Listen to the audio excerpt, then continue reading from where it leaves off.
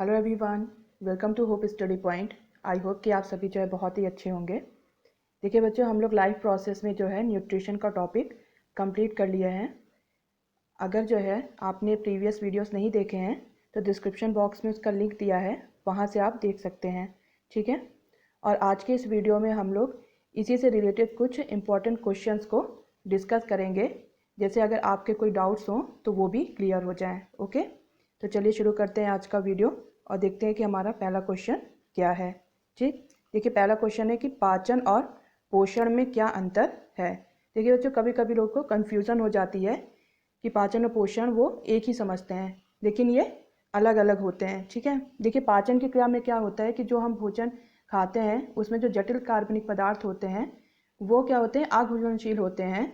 तो वो भौतिक और रासायनिक क्रिया के द्वारा घुलनशील अवस्था में जो है परिवर्तित किए जाते हैं इस क्रिया के द्वारा। ठीक है, इसे हम पाचन की क्रिया कहते हैं। और पोषण की क्रिया में क्या होता है, इसमें जो जीव होता है वो भोजन और खाद्य पदार्थों से पोषक तत्वों को प्राप्त करता है, जैसे कार्बोहाइड्रेट, प्रोटीन्स, विटामिन्स। ठीक है, इनको प्राप्त करता है। तो इस प्रक्रिया को हम पोषण कहते हैं। ठीक है। देखिए नेक्स्ट है हमारा क्वेश्चन, स्वपोषी और परपोषी में क्या अंतर है। तो देखिए जो स्वपोषी क्या होते हैं, ये ऐसे जीव हैं जो अपने भोजन का निर्माण क्या करते हैं, स्वयं करते हैं। ठीक है, जैसे हमारे हरे पौधे, ये क्या करते हैं, ये अपने भोजन के लिए किसी दूसरे पर निर्भर नहीं रहते हैं, ये अपना भोजन का निर्माण खुद कर लेते हैं। ठीक। देखिए परपोषी क्या होता है, तो परपोषी वे जीव होते हैं जो अपने भोजन के लिए किसी दूसरे जीव पर निर्भर रहते हैं, यानी ये अपने भोजन का निर्माण खुद से नहीं कर पाते हैं। जैसे मनुष्य हो गया, ठीक है, बकरी हो गई, ये सब क्या है, परपोषी जीव हैं। ठीक। नेक्स्ट हमारा है प्रकाश संश्लेषण की परिभाषा और इसकी रासायनिक अभिक्रिया का समीकरण। ये बहुत ही इंपॉर्टेंट क्वेश्चन है। देखिए जो प्रकाश संश्लेषण की क्रिया होती है वो सूर्य के प्रकाश की उपस्थिति में जो है पेड़ पौधों के द्वारा होती है। ठीक है, पेड़ पौधे क्या करते हैं, सूर्य के प्रकाश की उपस्थिति में कार्बन डाइऑक्साइड, जल, ठीक है, और क्लोरोफिल की सहायता से जो है अपना भोजन का निर्माण करते हैं। ठीक, जैसे कि आप यहाँ पे देख रहे हैं कि किस तरीके से जो है कार्बन डाइऑक्साइड, जल, प्रकाश की उपस्थिति में क्लोरोफिल की सहायता से यहाँ पर ग्लूकोज, ऑक्सीजन का निर्माण हो रहा है, साथ ही साथ जल का भी निर्माण होता है। ठीक है। नेक्स्ट देखिए जो क्वेश्चन है वो है मृतजीवी और परजीवी में अंतर। देखिए इसमें भी काफ़ी जो है कन्फ्यूज़न रहता है कि मृतजीवी और परजीवी पोषण में क्या अंतर होता है। तो देखिए जो मृतजीवी होते हैं ये अपने भोजन जो है मरे हुए जीवों से प्राप्त करते हैं। ठीक है, उनका अपघटन करके जो है वो अपने लिए जो है ऊर्जा प्राप्त करते हैं, जैसे जीवाणु हो गए, कवक हो गए।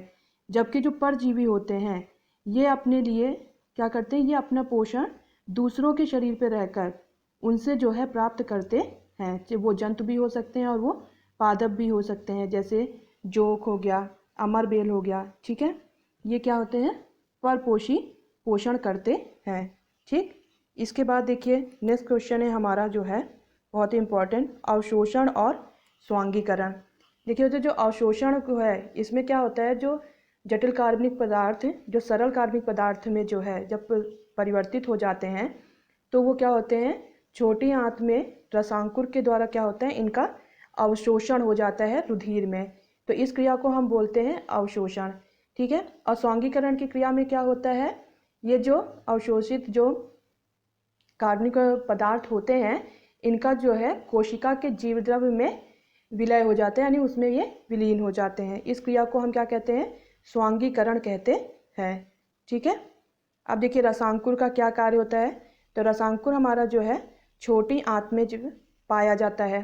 ठीक, रसांकुर का काम ये होता है कि ये क्या करते हैं, आंत के अवशोषण क्षमता को बढ़ा देते हैं। ये उंगली की समान रचना होती है जो आंत के क्षेत्रफल को बढ़ा देता है, जिससे कि अवशोषण की जो क्रिया होती है वो काफ़ी तेज हो जाती है।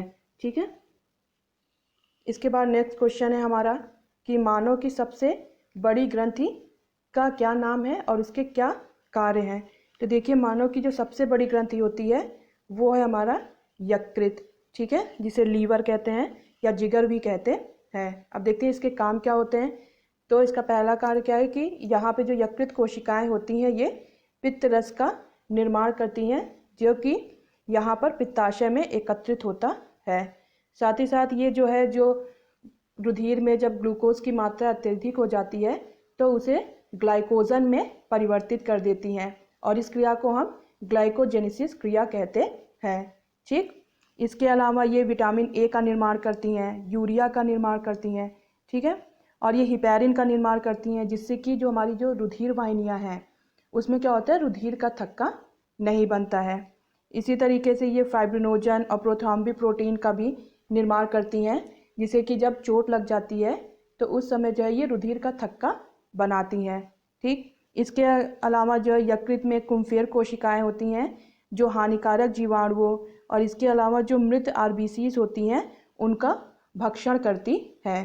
तो ये सारे कार्य क्या होते हैं, हमारे यकृत के द्वारा होते हैं, इसीलिए बहुत ही इम्पॉर्टेंट जो है ग्रंथि है, ठीक है।